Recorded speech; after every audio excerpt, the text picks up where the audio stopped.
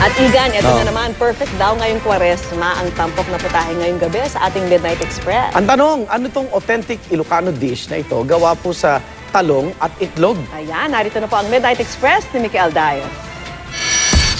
Hiyang talaga ang panlasok sa lutong Ilocano. Kahit may iba't ibang uri ng gulay, magugustuhan ko pa rin yan.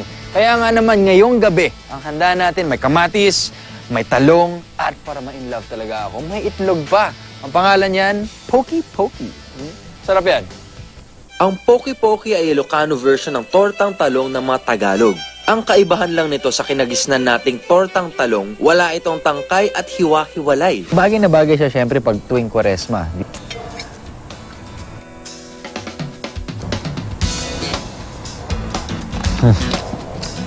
Sarap talaga. Ang pinaka-okay sa Poki Poki ay healthy siya. Kung ito lang ang ulam mo, ito lang ang kakainin mo sa isang meal, may protein, may carbs, may gulay, may vitamins and nutrients, may antioxidants ka na rin nakakuha. Diba? Kompleto na. At masarap. Dahil swak sa aking panlasa, alamin naman natin kung paano ito ginagawa. First, sinutay natin ang garlic, onion, then yung shrimp. Optional siya, pero ang traditional, walang shrimp. Then, tomatoes. After mag-sim yung tomatoes, i-add na yung grilled eggplant. After 2 to 3 minutes, hahaluan na siya ng scrambled egg. Very nutritious siya.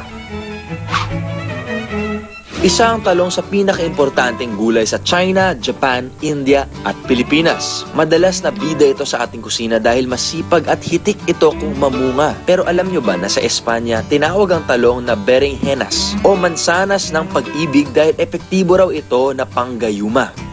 Hindi man natin matukoy kung paano o kailan nilikha ang Poki Poki. Siguro naman mananatili ang itsura at linamnam nito sa kasalukuyang henerasyon at sa mga susunod pa. Kung hindi yun nangyari, forever ko naman mamahalin ang putahe niya. Ako po si Mikel Aldayo.